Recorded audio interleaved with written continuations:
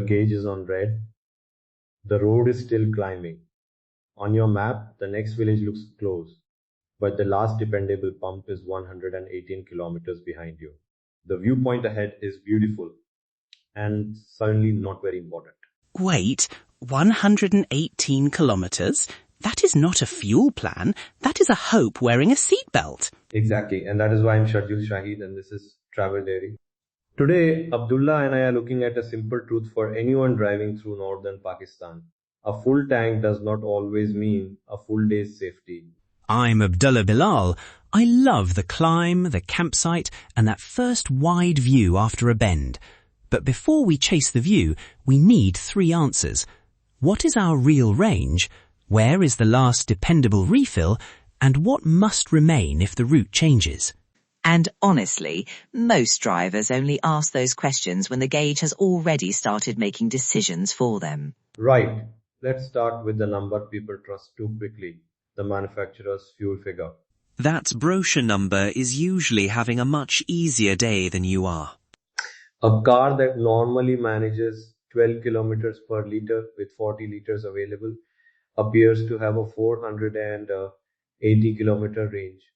But a mountain road adds steep gradients, low gears, heavy luggage, roof boxes, queues, rough surfaces and detours. For this example, I would budget at roughly 70%, giving a working range of about 336 kilometers. Not a guarantee, just a conservative starting point. 70% sounds neat, but a loaded Jeep on a broken track could need an even wider margin. You're right, it is an example margin, not a rule for every vehicle. If the Jeep is loaded, the road is rough, the weather is poor, or traffic is crawling, reduce the expected range again. Test your own vehicle on similar roads if you can, then plan for the difficult version of the journey, not the best case version. That's the trap. The distance may be short, while the engine is working for hours.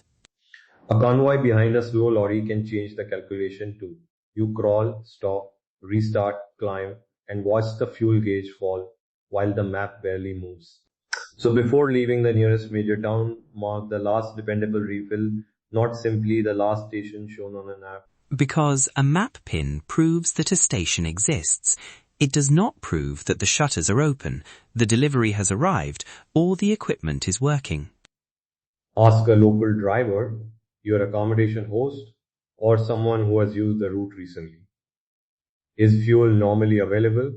What are the opening hours?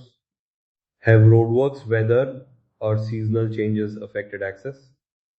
If the answer is uncertain, I'd rather Treat it as closed until somebody local confirms otherwise. That sounds cautious, but it is much better than treating a rumour as your fuel tank. Ahan, I like to mark 2 options, the last reliable refill and the next possible one. Then I plan as though the second option may fail. Imagine the next dependable town is 92 kilometers away. You also need enough fuel to return 92 kilometers if the road is blocked, plus a reserve for queues and slow traffic. That return calculation is the one that protects you. And this is where people say, fine, I'll carry several cans. I'm not sure I buy that as general advice. Nor should you. Carrying fuel can be dangerous if it is illegal, stored in the wrong container, or kept inside the passenger compartment. I only mean that some vehicle-specific emergency options may exist for properly equipped operators. And they must follow the vehicle instructions, local rules, and approved container requirements. Absolutely. But for an ordinary traveler, the safer reserve is usually a better route. Refill early, allow for delays, and never store fuel near heat, camping stoves, or passengers.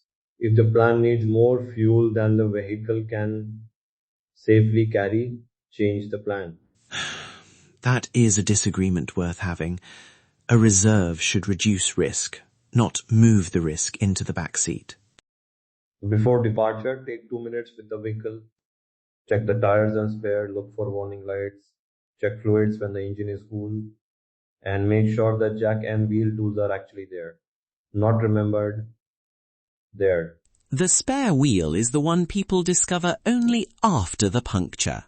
Exactly. Then check the route, the weather, your phone battery, and your offline map. Secure the roof load, clear the rear view, carry water, and write down the places where you intend to refuel. A 10-minute delay in town is nothing. In a narrow valley, a stopped lorry can turn it into an hour. And if the road closes ahead, Do not ask only, can we reach the next town? Ask, can we reach it and still return to a dependable refill if this detour fails?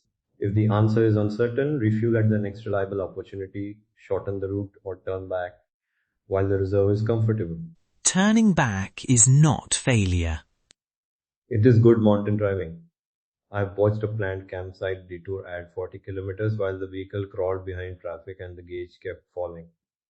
The campsite was lovely in the photographs. It was not worth gambling on the return journey.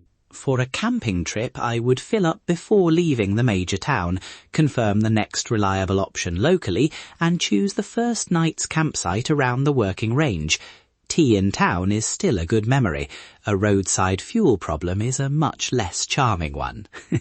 So remember the principle.